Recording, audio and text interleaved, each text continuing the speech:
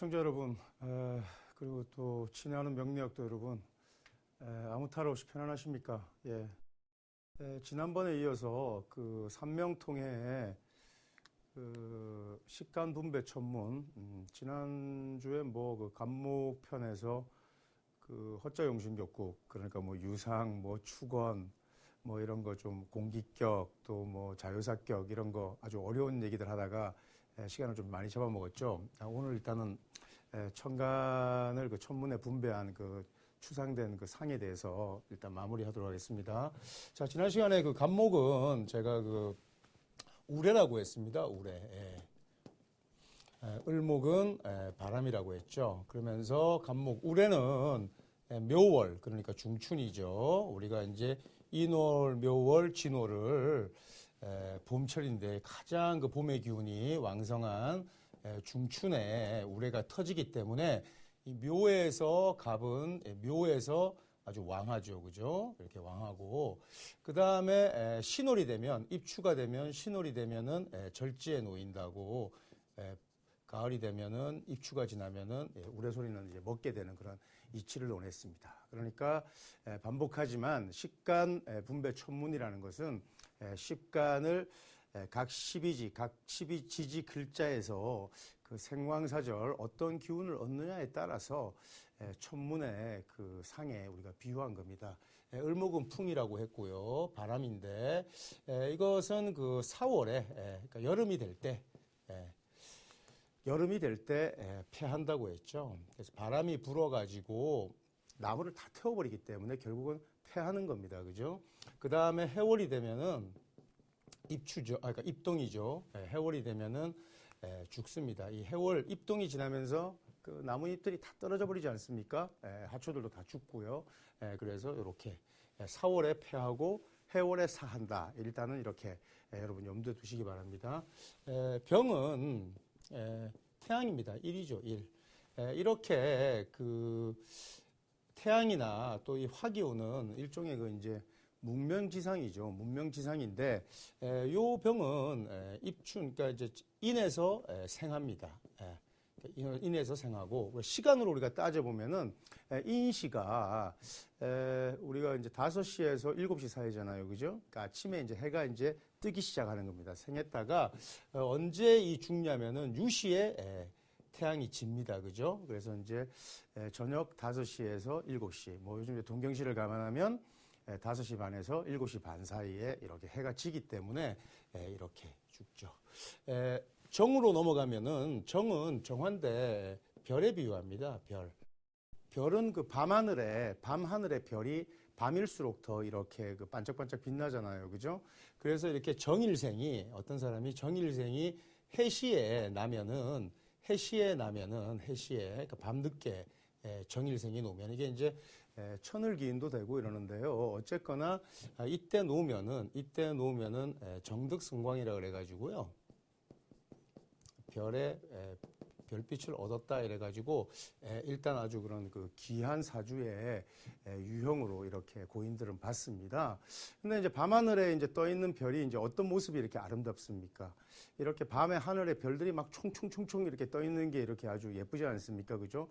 그러니까 별이 수도 없이 이렇게 잉태되는 건데, 그러니까 막 이렇게 드러난 건데, 이제 보시면은 나중에 이제 우리가 다음 시간에 이제 그 다음 시간 또 다음 시간 이렇게 이제 그 포테론을 공부할 때 보면은 이 해라는 글자에서 이 정이 잉태됩니다. 그래서 이 체에서 이렇게 태합니다. 이렇게 이제 생기는 거죠. 그래서 정이 일단 해시에 나면 좋습니다. 자, 문은 그 노을입니다. 노을. 그래서 노을 하자를 쓰는데요. 사실 그 태양이나 노을이나 똑같습니다. 태양이 지면은 노을도 없어지는 겁니다. 그죠?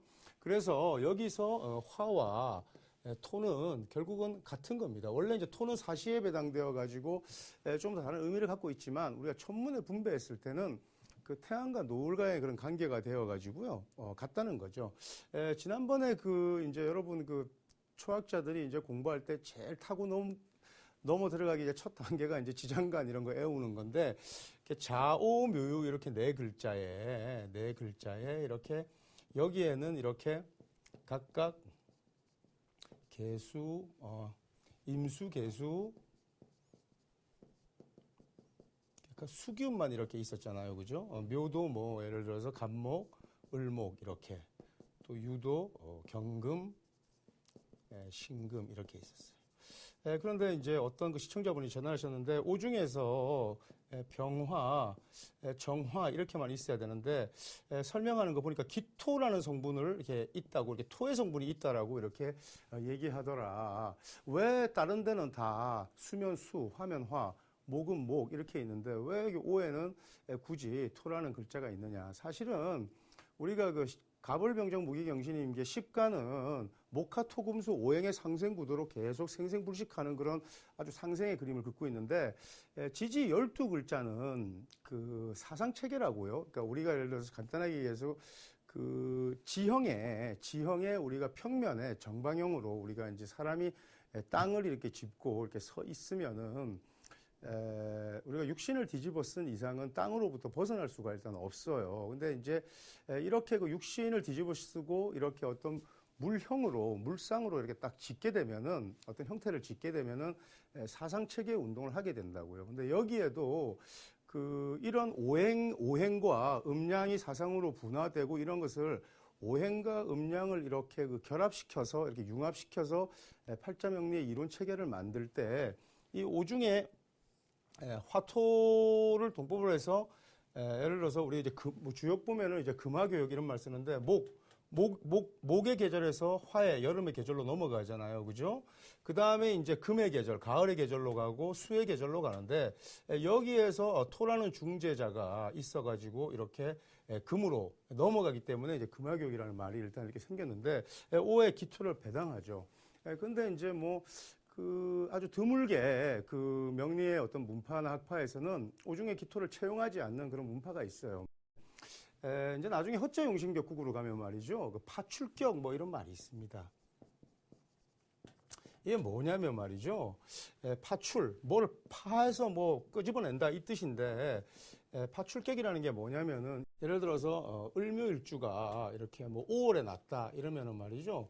오묘파라는 게 형성되는데 여기서 오중기토를 끄집어내 가지고 이 오묘파에서 재신을, 그러니까 을목의 재신을 끄집어낸다라고 해서 그 삼명통해류의 이렇게 이제 그 허자용신격국 체계들을 잘 살펴보면 오중의 기토라는 성분은 그것이 그 선상에서 징험되고 있기 때문에 이런 파출격에서 오중기토를 쓰는 것이 굉장히 그 아주 그 일반화되어 있거든요. 그리고 또 실제로 그 오중기토가 존재한다라는 것을 이렇게 우리가 그 현상에서 우리가 증응할 수 있기 때문에 또 그 뭐 사상 체계하고 그 오행을 이렇게 우리가 융합시킬 때 오중의 기토라는 성분을 쓰지 않으면은 그 설명이 잘 융합이 안 되죠. 어쨌든 좀 더 근원적으로는 이렇게 화토 동법으로 이렇게 일단은 그 작동하는 그 이치가 일단 있습니다. 그래서 요렇게 그 노을이 말이죠. 이 물에 이렇게 비치면, 노을이 물에 비치면은 몹시 아름답습니다. 사실은 뭐 하루 중에서 제일 아름다운 광경이 그 황혼이 질 때죠. 노을이 질 때죠. 그죠? 그래서 이제 이 황혼이 그 물을 보면은 훨씬 더 아름다워집니다. 그죠? 그래서 이 무일에 태어난 사람이 그 토국수니까 이건 재잖아요. 그죠? 이 수의 글자를 보면은요. 예를 들어서 무토일간이 뭐 임수를 봤다 이러면은 이런 걸 뭐 삼명수수라고도 하고, 이런 거는 물상이 아주 기초죠. 뭐 기문에서 사실 유래된 얘기들인데, 그 삼명수수라는 말도 쓰고, 또 뭐 이런 말 쓰는데, 정확하게는 이제 노을이 이제 이제 그 물을 보면은 굉장히 이제 북격을 이렇게 지어요. 그래서, 이렇게 하수상승 뭐 이런 말 쓰죠. 그래서 이렇게 일단은 그 하수상영 뭐 이런 말 씁니다. 노을하고 물이 서로 이렇게 비춘다. 그래서 하수상영 이런 말 일단 쓰고요. 그래서 이런 무일은 이렇게 노을일 때는 수기운이 있으면 굉장히 좋죠. 그래서 병과 무는 화토는 동법이고 태양과 노을은 사실은 그 같이 가는 겁니다. 그래서 똑같이 인에서 생하고 유에서 사합니다. 유에서 죽습니다. 유시에 이제 노을도 다 잠깐 생성되었다가 없어지잖아요. 그죠? 그런데 이제 수를 봐가지고 좋고 나쁘고는 좀 다른 겁니다. 그래서 어쨌든 하수상형의 그런 어떤 형상을 지어서 무토일과는 무일에 태어난 사람은 수를 보면 아주 좋습니다. 그 다음에 이제 이 기는 구름에 비유합니다. 아니, 그 뭐 갑자기 또 좀 헷갈리는 얘기 할 수 있는데 기는 음토니까 이게 뭐 전답과 같은 대지지 왜 구름입니까? 이렇게 얘기하면 안 됩니다.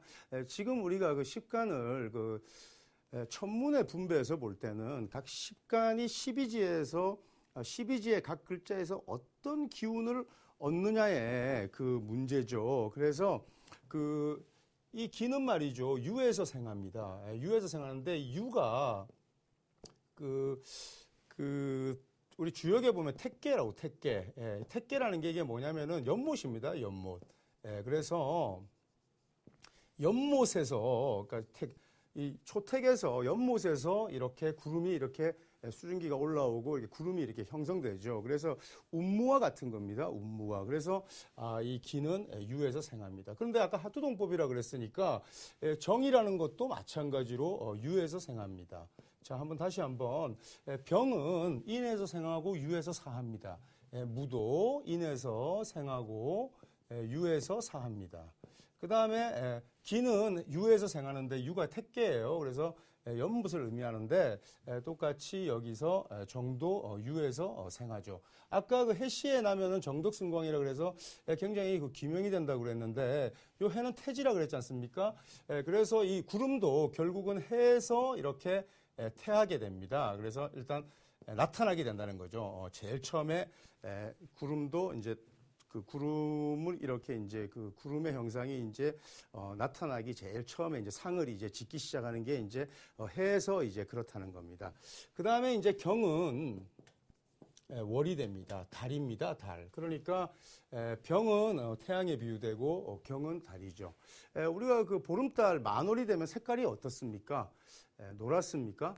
아주 백색에 가깝습니다. 흰색에. 그래서 우리가 목화토금수를 우리가 그 오색으로 이렇게 배당하면은 목은 청색이고 또 화기는 적색이죠. 그죠? 그 다음에 이제 토기는 황색입니다.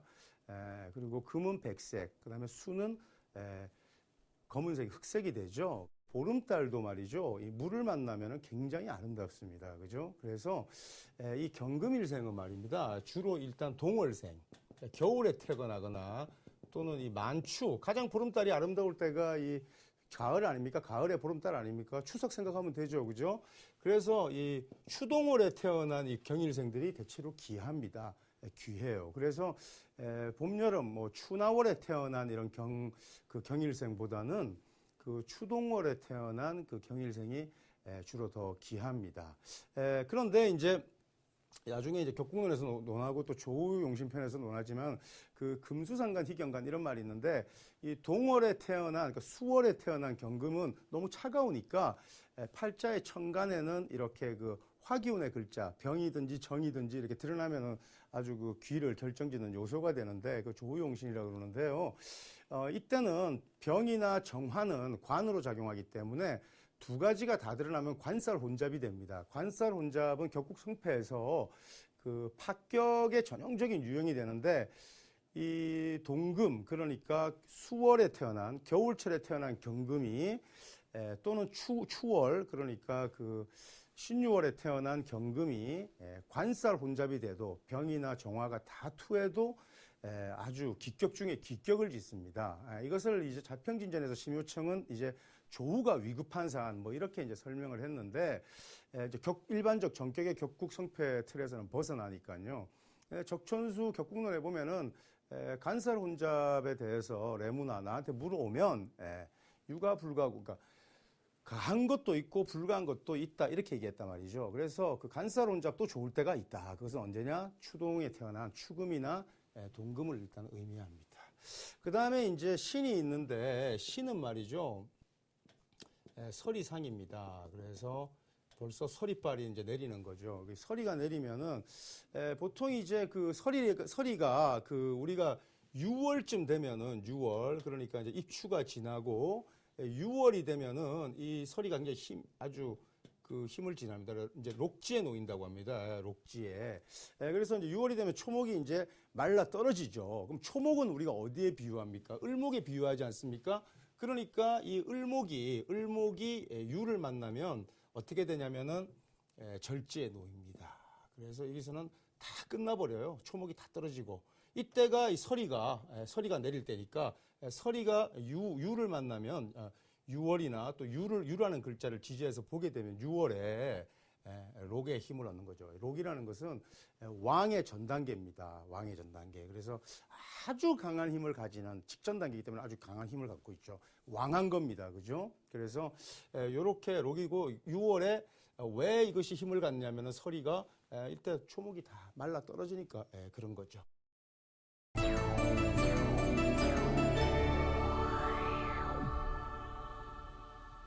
그 다음에 이제 임에 대해서 이제 임계 이렇게 남았네요. 그래서 이제 임은 그 추로라고 합니다. 추로.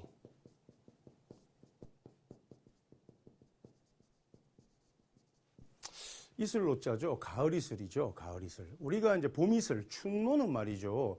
만물을 생육시키고 또 만물을 우리가 그 살리지만 추로는 만물을 다 이렇게 그 죽이는 겁니다. 그러니까 굴복시키는 거죠. 그래서 이 신월에 입추가 되면은 이 아주 이렇게 장생, 아주 그래서 힘을 얻습니다. 이제 입추가 되면 이제 가을 이슬이 이제 힘을 얻는데 이때 그 우리가 이제 나무 이제 우리가 이제 만물이니까 이제 그 나무들이 일단 이제 죽어 나가기 시작하는데 아까 그 제일 처음에 설명할 때 갑은 어떻게 된다고 그랬죠? 갑목은 신월에 절지에 놓인다고 했잖아요. 그죠? 그래서 절지에 놓이니까 갑목 만물들이 죽어가는 거죠. 그래서 신월이 되면은 임수는 살지만 생하지만 갑목은 어떻게 된다? 절지에 놓인다 이겁니다. 이렇게 되는 겁니다. 자, 한번 이런 거 지금 한번 팔자에서 한번 우리가 응용한다 그러면 어떤 여자의 사주가 임일날 태어났다고 합시다. 임일날 태어났는데 이 여자가 갑신월에 태어났어요. 그래서 갑신월에 태어난 임일의 여자라고 하면은 자, 이 임수는 수생목 해가지고 식신인데 식신은 자식을 의미한다고 했잖아요. 여자명에서 그죠? 자식이 나는 어때요? 신월에서 생하지만 자식은 어떻게 됐습니까? 절지 끊어졌지 않습니까? 단절됐지 않습니까? 그래서 이런 구조의 여성은 예를 들어서 자식을 유산하거나 수태하거나 낙태시키거나 또는 자식을 낳아도 같이 살지 못하고 서로 단절되어서 떨어져야 되고 또 그 자식하고 떨어져야만 그 자식도 살 수 있고 나도 살 수 있는데 그 자식이 성장해서도 내가 몹시 보고 싶지만 잘 보지 못하는 단절된 관계로 살아간다는 겁니다. 그래서 이런 술사가 볼 때는 자식과 이렇게 연이 두텁지 못하고 그렇게 떨어져서 사는 것도 팔자소관인데 사실 그 자식에게 또는 그 부모에게 자식을 데리고 살아라, 자식을 안고 살아라 이런 말 잘 하지 않죠. 서로 이렇게 단절 현상대로 살아야 팔자의 현상 그대로 현상에서 나타났기 때문에 각자가 무탈한 겁니다. 그래서 나는 살지만 내 옆에 있는 자식은 절지가 되기 때문에 꺾여 넘어지기 때문에 이 경우에는 자식이 나와 떨어져 살아야 되는 그런 유형으로 일단 간다는 겁니다. 개수는 봄에 그 춘님이라고 그럽니다. 그러니까 이제 춘님이라는 것은 이제 장마를 의미하는데 봄 장마를 의미하는데 이 숲에 이제 내리는 비죠 봄에. 그래서 개수는 임계 이런 거 다 겨울 아닙니까 수라? 그러니까 이것은 지지에서는 우리가 그렇게 이제 지지에서는 계절을 우리가 의미하니까 그렇게 할 수 있겠지만은 천간은 각각 그 지지에 따라서 달라야 되는 거죠. 예를 들어서 그 개는 말이죠. 그 개수라는 것은 우리가 그 묘월이면 아까 이 갑목이 그 우레가 묘월에 왕하게 터진다고 했잖아요. 그죠? 아주 중춘 봄의 계절인데 묘월에 생합니다. 개수는요. 묘월에 생하기 때문에 봄 장마가 생하기 때문에 우리가 그 예를 들어서 출림 그러니까 봄 장마에 비유한 거예요. 근데 이제 예를 들어서 여러분 한번 그 조금 여기서 한번 제가 조금 약간 테크니컬한 그런 그 팔자술의 기법을 한번 잠깐 소개한다 그러면, 어떤 사람이 그 개묘일 날 태어났다고 한번 해요. 개묘일 날 태어났다고 하면은 이 사람은 이 사람의 우리가 팔자를 가지고 우리가 그 그림을 그린다고 합시다. 예를 들어서 어떤 그림을 그린다고 했을 때 이 사람은 봄의 장마예요. 봄의 장마. 그러니까 봄 장마가 아주 부슬부슬 이렇게 내리는 겁니다. 봄의 장마가 개묘, 그죠? 개묘에서 개수, 봄 장마가 생한다 그랬잖아요. 그죠? 근데 옆에 이 사람이 기토라는 글자가 있다고 해요. 그럼 기토라는 것은 아까 우리가 그러니까 구름에 비유했습니다. 그래서 구름과 그 비라는 것이 굉장히 잘 그 궁합이 맞잖아요. 그죠? 그래서 구름이 끼고 비가 이렇게 오는 겁니다. 또 수기우는 수일 날 태어났으니까 팔자의 재는 뭐냐면은 정화가 될 겁니다. 그죠? 정화가 재인데 여기 다 보시면은 이 계묘에서 생을 짓고 이런 묘에서 이제 이 나중에 우리 제가 예전에 그 아주 첫 시간에 보면은 이제 포테론에서도 아주 중요한 테마가 되는데요. 그 합작이라는 이론이 있는데 이 묘라는 성분이 드러나려면 해묘미 삼합 이래가지고 이렇게 드러나야 된다고요. 그래서 이렇게 해묘 이렇게 합이 돼야 이런 성분들이 드러나는데 요 정이나 기는 이 해에서 아까 제가 태한다 그랬어요. 이렇게 막 생긴다 그랬죠. 잉태된다 그랬죠. 그래서 이런 유형의 팔자를 내가 이렇게 팔자를 보게 된다.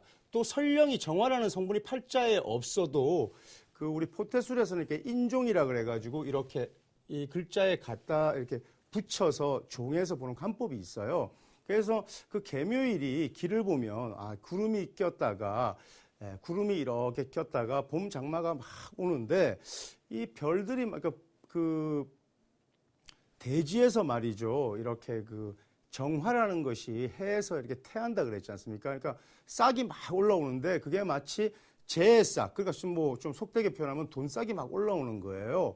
또 뭐 다른 말로 표현하면은 그 예를 들어서 그 구름이 끼고 또 예를 들어서 봄 장마가 봄비가 이렇게 부슬부슬 내려서 아주 그 세상을 이렇게 아주 깨끗하게 만들어 놓은 다음에 밤이 왔더니 그 밤에 별자리에 별들이 그냥 잔뜩 떠 있는 거죠. 그 별들이 아주 맑고 투명하게 아주 빛을 아주 깨끗하게 내면서 수많은 별들이 떠 있는데 그 해라는 글자에서 그 정화, 성광이 아주 반짝반짝 빛나고 그리고 아주 무수한 별들이 이렇게 잉태되어 있는 겁니다. 이러면은 그걸 또 우리 뭐 속되게 표현하면 정화가 재니까 돈별이 가득한 겁니다. 그러니까 뭐 이재 능력, 이재 영상, 그러니까 뭐 이재 능력, 그러니까 돈을 버는 능력이 아주 뛰어난 사람이라는 걸 우리가 알 수 있어요. 그래서 이렇게 이제 지금은 뭐 여러분 그 식간 그 분배 천문에 아주 그런 그 기본적인 사항들 이렇게 이제 공부했지만은 이러한 것들을 지지와, 그러니까 각 12개 지지와의 관계를 잘 살피고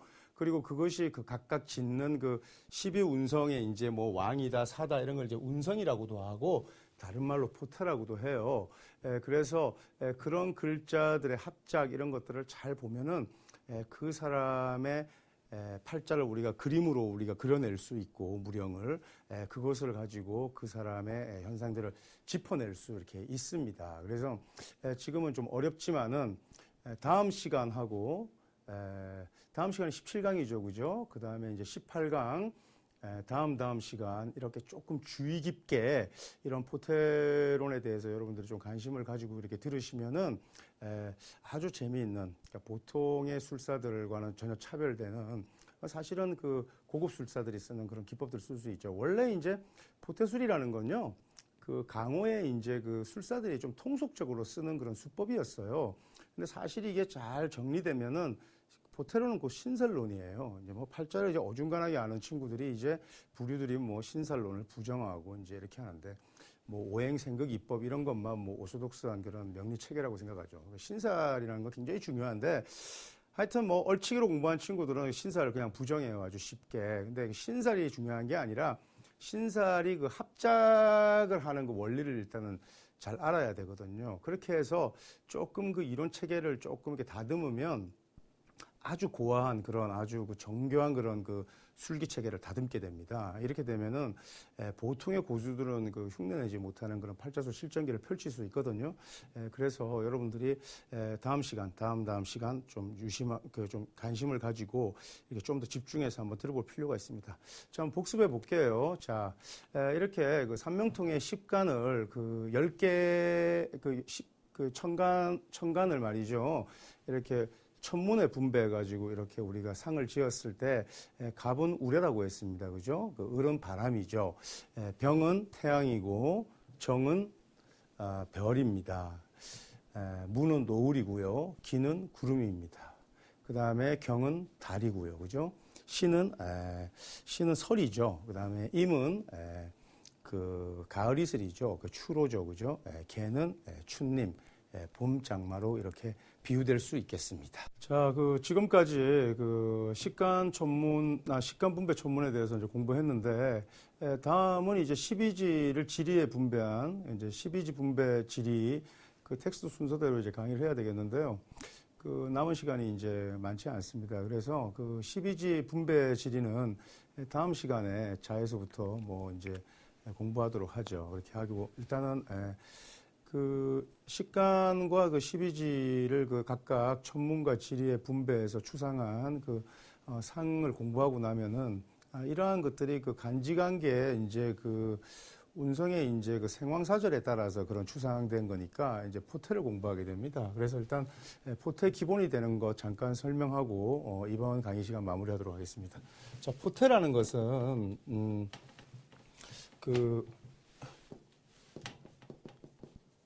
자, 이제, 다른 말로는 그 운성이라고 합니다. 운성. 또 이 운성이라는 것을, 그러니까 이제 뭐, 운의 기복을 나타내는 이제 별들 뭐 이런 뜻이죠. 그리고 이것이 12단계로 진행되니까 12운성이라고 합니다. 12운성이 가장 이제 어떤 만물이, 그러니까 태어나는 것부터 한번 시작을 해볼게요. 만물이 이제 태어나면은, 태어나서 아주 왕해지죠. 왕해져가지고 결국은 멸하게 됩니다. 멸하게 되는데 모든 만물은 생로병사의 과정을 이렇게 거치지 않습니까? 이것을 이제 12단계로 일단 구분하는 겁니다. 그래서 자, 어떤 사람이 일단은 갑일이라고 한번 해봅시다. 물론 뭐 이제 여기에 대해서는 제가 이제 따로 이제 여러분들 그 다음 시간에 이제 그 12지 그 지리에 분배한 거 이제 공부하고 나서 포태에 대해서 이제 본격적인 강의를 하겠는데요. 어떤 사람이 예를 들어서 그 갑일날 태어났다고 합시다. 갑이라는 그 천간의 상이라는 것은 말이죠. 또는 해라는 글자에서 일단 생합니다. 생. 그 다음에 순서대로 우리 진기하면서 자에서 어떤 우리 이제 한 인간의 이제 성장 과정을 한번 살펴보자고요. 태어난 겁니다. 이제 탄생한 거예요. 그러니까 해라는 글자에서 태어납니다. 그래서 갑이라는 사람이, 갑일에 태어난 사람이 팔자의 지지에서 해를 보면은 생을 얻었다 이렇게 우리가 표현합니다. 생을 얻었다. 생을 얻었는데 우리가 사람이 태어나면 말이죠. 다 같이 축하해 줍니다. 다 같이 축하해 줘요. 그죠? 그다음에 또 우리가 태어났을 때 이렇게 그 약간의 그 어머니 이제 뱃속에서 출산하면은 이렇게 약간 이제 오물이 좀 묻어 있죠. 그죠? 그래서 약간의 남들에게 숨기고 싶은 그런 어떤 그런 과거의 이력이나 그런 사건들이 좀 있습니다. 그러니까 쉽게 얘기해서 갑일날 태어난 사람이 예를 들어서 여기서 해를 보든 여기서 일단 해를 보면은 생지를 얻었는데 이런 경우에 그런 현상이 있다는 겁니다. 그리고 다 같이 탄생하면 축하해 줍니다. 축하해 주는데 내가 태어나면 아기가 울지 않습니까? 그죠? 그래서 이 우는 것은 어떤 고통이 있어서 울기도 하겠지만은 일단 내가 세상에 태어났다는 신호입니다. 그리고 아기들은 누구나 사실 아기가 뭐 그렇게 아주 예쁜가요? 사실 한 3살, 4살 이때가 더 예쁘지 않습니까? 그죠? 그런데 막 태어난 아기를 예를 들어서 뭐 이런 경우가 있으면 안 되지만은 막 태어난 아기를 그 부모가 버려가지고 업동이라고 해서 아무 집 대문에다 갖다 놔도 초인종 누르면 열고 아기가 있으면은 일단 집안으로 들여서 키웁니다, 보통. 그래서 이렇게 생이라는 글자가 있으면은 후원성이라 그래가지고 후견인이 있습니다. 간단하게 말해서 간목일에 태어난 사람이 해수라는 글자, 즉 해라는 글자, 생의 글자를 보게 되면 말이죠, 반드시 후견인을 만나게 됩니다. 이런 좋은 의미가 있죠. 그 다음에 이제 자에서 태어난 애를 이제 목욕을 시킵니다. 그래서 그것을 욕이라고 합니다. 욕. 생욕, 그러니까 태어나서 씻기죠, 그죠? 그 다음에 축에 가면은 대라고 합니다. 자, 이렇게 씻기고 이렇게 이제 씻는다는 행위는 매일매일 이렇게 우리가 매일매일 씻지 않습니까? 그러니까 반복의 의미를 담고 있는데 이것은 다른 말로 도화라고 합니다. 도화. 그래서 이제 신사를 부정하는 사람들은 간단합니다. 팔자에 도화, 그러니까 욕의 글자가 있는데 도화가 있으면 통상 좀 끼가 이렇게 있어야 되는데 전혀 끼라고는 드러나지 않는다. 이게 무슨 도화라는 게 작용이 있느냐. 그러니까 신사는 치알파 못 된다 그러는데 정말 몰라서 하는 얘기죠.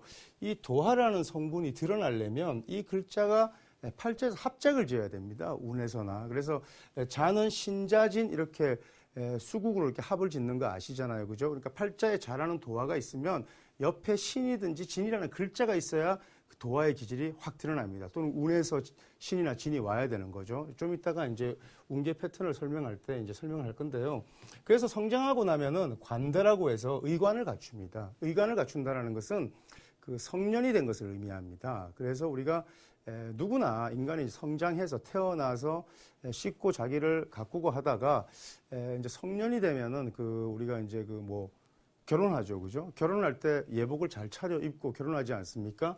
그래서 이 관대가 있으면은 성장한 겁니다. 성장을 했는데 결혼을 하면은 주변에서 뭘 줍니까? 이렇게 축의금 같은 거 이제 주지 않습니까? 의례적으로, 그죠? 그래서 십시일반 이렇게 이제 이제 좋은 이제 삶을 출발하라고 이제 부부가 이렇게 이제 돈을 걷어서 줍니다. 그래서 이 팔자에 이 대라는 글자가 있으면은 십시일반 주는 그런 원조가 있습니다. 받는 원조가. 그래서 어쨌든 대가 있고요. 또 이 대라는 거는 말이죠. 의상을 입은 의복을 갖춘 그런 물상이에요. 그래서 우리 뭐 이제 공직자 중에서도 이제 군인이라 이제 경찰이라든지 또는 뭐 여러분 이제 의사도 마찬가지입니다. 의사 가운을 입지 않습니까? 또 법조인도 마찬가지죠. 그죠? 또 종교인도 마찬가지입니다.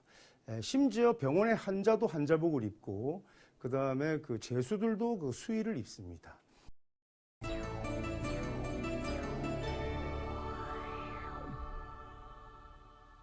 그 다음에 이제 인이 있는데 여기서는 이제 록이라고 합니다. 이제 결혼을 해서 이제 가족을 부양해야 되잖아요. 그죠? 그래서 이제 이 록이라는 것은 록봉을 받아가지고 이제 가족을 이제 건사하고 이런 단계입니다. 그러니까 나이로 따지면 이제 갓난아기로 태어나가지고 성장해서 결혼하고 그 다음에 이제 가정을 꾸리는 단계입니다.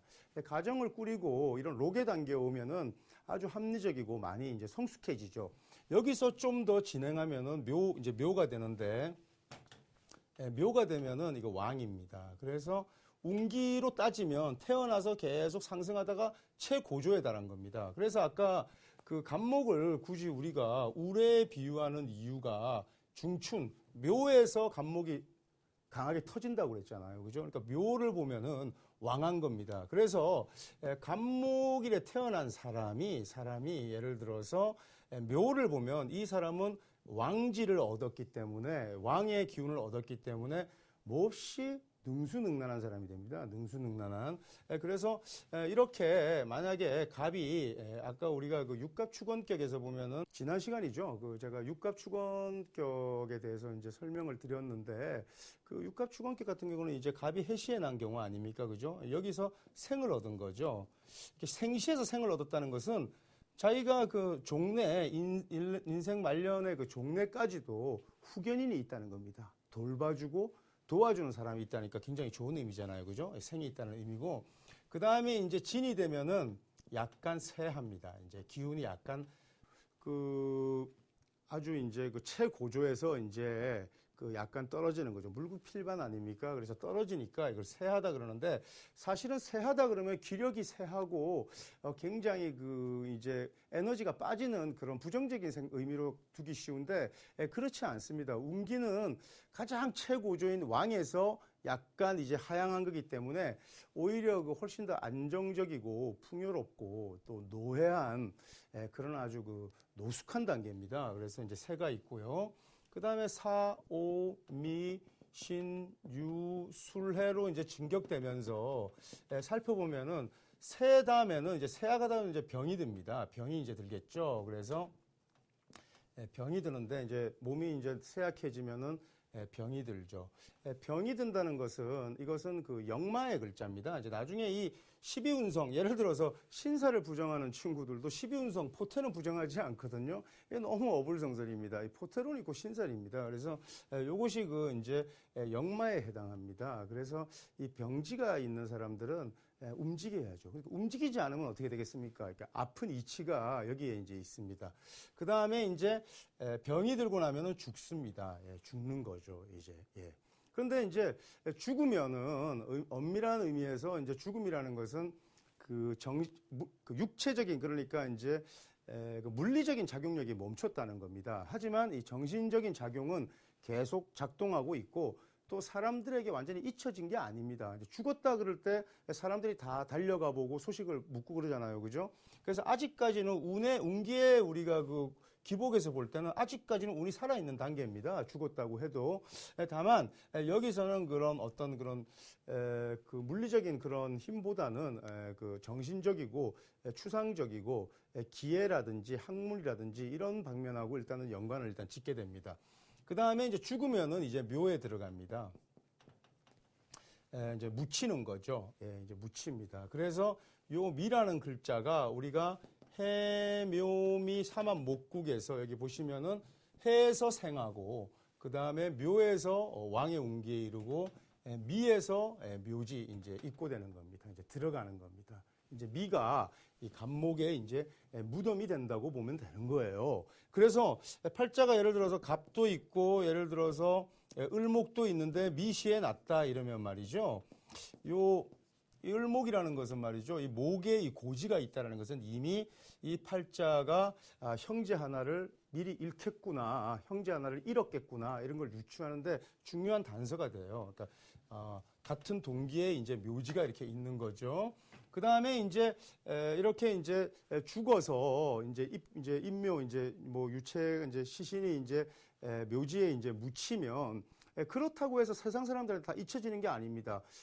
무덤에 묻히면 사람들이 생각날 때마다 그 묘를 찾아가고 하잖아요. 그죠? 그래서 굉장히 그 화계라고 그러는데, 이제는 뭐 움직일 수도 없고, 답답한 이제 땅 속에 묻혀 있지만, 세인들에게 완전히 잊혀진 건 아니에요. 근데 여기서 다시 좀 더 운이 떨어지면은 절이 됩니다. 절. 여기야말로 단절되는 거죠. 그러니까 운기의 기복에서 가장 바닥을 칠 때는 이 절입니다. 절. 그래서 그 우레가 중춘에 묘에서 왕했지만은 그 신에서 절지에 놓인다고 했잖아요. 그죠? 그래서 여기서 우레 소리가 이제 완전히 멈추고 이때는 아무도 그 사람을 기억하지 못합니다. 추억하지 못하는 거죠.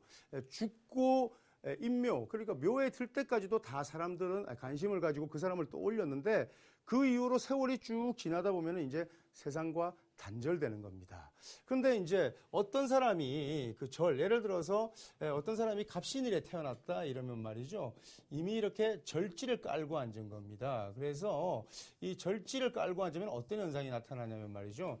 이제 뭐 나중에 공부를 하다 보면 절처봉생이다 이래가지고 이제 다 죽었다고 생각했는데 다시 살아나는 그런 아주 이제 건재함을 가시하는 뭐 그런 이제 근기를 보일 수도 있고 그러는데 일단 한번 꺾이면 사람들에게서 사라집니다. 단절되는 거죠. 여러분 그 뭐 동창생 명부나 이런 데서 이름이 사라지고 연락처가 아예 사라진 그런 동창생 명부에 보면 한두 명 있지 않아요? 이런 경우에 그 사람의 팔자를 열면 이런 절지가 있는 겁니다. 이 사람이 다시 나타날 때는 어떻게 나타나는지가 그 물상에 이제 합작포태로 이제 나오는데 다시 일단은 그거는 뭐 좀 이따 설명하기로 하고요. 그 다음에 이제 완전히 이제 끊겨진 다음에 다시 운기가 가장 바닥에서 이제 새롭게 나오려면은 잉태돼야 됩니다. 태지죠, 태지. 예, 그래서 절태가 됩니다. 이 절을 다른 말로 뭐라고 하냐면 말이죠. 포라고 합니다. 포. 그래서 이거를 절을 다른 말로 포라고 하고요. 그 다음에 요 포태라고 하는데 운기 12운성 운기 중에 제일 첫 단계를 가장 낮은 단계를 절로 보는 거예요. 그러니까 포로 보고 요 두 글자를 합쳐서 포태. 그래서 이걸 포태술 또는 뭐 포테론이라고 이렇게 이제 정해서 이제 논하는 겁니다. 근데 이제 팔자명리서들을 보면은 이런 12운성에 관련해 가지고는 보통 뭐 한 몇 장 이렇게 그냥 이런 원리만 설명하고 끝났어요. 근데 사실 팔자술 실전 추론에서는 가장 많이 쓰여야 되는 것이 바로 이 포테라는 이 재료입니다. 그래서 이 부분에 대해서는 뭐 다음 시간에 제가 다음 시간에 제가 충분히 이제 설명할 예정인데요. 여기다가 이제 그 다른 이제 음양오행에 대한 물상 또 천문과 지리에 대한 물상 이런 것들을 섞어서 이렇게 이제 그 사람의 실제 현상을 아주 귀신같이 이제 추론해내는 거죠. 그래서 사실은 공부를 통해서 아주 진짜 뭐 보통 사람은 생각할 수 없는 그런 실제 현상들을 우리가 묘사하게 되는데 오로지 그 학문을 통해서 이르는 그 영의 단계만이 그 흔들리지 않는 그 직감과 통찰력이 그 고착되는 단계라고요. 그 예를 들어서 학문이 바탕이 되지 않는 그런 이런 영적 진화나 이런 영은요 굉장히 불안한 겁니다. 마치 바람이 불면 꺼질 촛불 같은 그런 영안을 가지고는 할 수 없는 거죠. 예를 들어서. 그래서 어쨌든 태 단계에 있다가 이렇게 잉태되면은 뱃속에 이렇게 잉태되어 있는 거잖아요. 그죠? 근데 이제 이렇게 잉태된 단계에서는 이게 이제 잘 출산이 될지 낙태가 될지 또 탈태 이제 잘 나을지 이제 잘 모르는 거예요. 그래서 요 단계는 굉장히 불안한 단계죠. 그래서 여기서 이제 어머니 뱃속에서 이렇게 양육 이렇게 잘 이제 무럭무럭 자랍니다. 무럭무럭 자라다가 그 다음에 해에서 태어나는 겁니다. 이렇게 해에서 태어나잖아요, 그죠? 그래서 이렇게 12운성 단계를 이렇게 4개씩 끊어서 일단 애우는데요. 지금 이제 뭐 아주 이제 포태술의 이제 초입 단계에서 지금 12운성의 이제 그 운성 단계만 제가 설명드렸습니다. 이제 다음 시간에 제가 이러한 것들을 가지고 어떻게 이제 팔자술 실전 추론해서 이제 그 현상들을 짚어내느냐를 이제 공부하게 되는데 그것을 뭐라고 하냐면 그 포태 물상 합작기라고 이렇게 얘기합니다. 자, 한번 다시 정리해 보겠습니다. 자, 이렇게 4개씩 끊어서 사실은 여기 절에서부터 시작을 해야 되는데 뭐 여기 생에서부터 시작해도 됩니다. 그래서 생욕대록, 생욕대록의 단계를 거쳐서 왕세병사 이런 단계를 거칩니다. 그 다음에 묘절태양 이렇게 하면은 12운성의 단계가 이렇게 순환됩니다. 만약에 이제 예를 들어서 어떤 사람이 임일날 태어났다 그러면요 신자진이니까 여기서부터 생욕대록, 왕세병사, 묘절태양 이런 식으로 이제 흘러가겠죠. 그래서 이런 12운성의 이제 단계가 있는데 이것이 그 양일날 태어난 사람하고 을일날 태어난 사람은 좀 그 양간은 이렇게 순행하지만은 그 양생음사의 법칙에 의해 가지고 음간은 이렇게 역행합니다. 그래서 아까 그 제가 지난 시간에 그 양이 생하는 자리에서 그 을은 아까 제가 을목을 바람에 비유할 때 사에서 패하고 해월에 사한다, 죽는다 그랬지 않습니까? 그죠? 근데 양간, 갑일은 해에서 생하지 않습니까? 그래서 양간이 생하는 자리에서 음간은 죽습니다. 그래서 이제 이렇게 이제 서로 좀 이렇게 다른 그런 이제 역순으로 이렇게 12운성의 체계를 짓게 되는데 이것을 이해하고 그 다음에 각각 천문과 지리에 분배한 간지의 속상을 알고 또 포태가 지니는 각각 고유의 의미를 알고 또 각각 포태의 어떤 현상이 어떻게 어떤 시점에서 현상으로 드러나는지를 이해하게 되면은 재미있어지는 겁니다. 그래서 다음 시간에 12지 공부하고요. 분배 지리 공부하고 그 다음에 이제 포태 합작기 공부하겠습니다. 이렇게 다 공부하고 난 다음에 다시 그 격국 총론을 제가 한 2시간에 걸쳐서 공부할 겁니다. 그러면은 일단 한 20강 정도 될 때 한번 학습을 마무리하게 되고요. 나머지 후반부에서는 훨씬 더 이제 새로운 그런 이제 팔자명리의 세계를 이제 탐험하게 될 겁니다. 시청자 여러분 수고 많으셨어요. 감사합니다.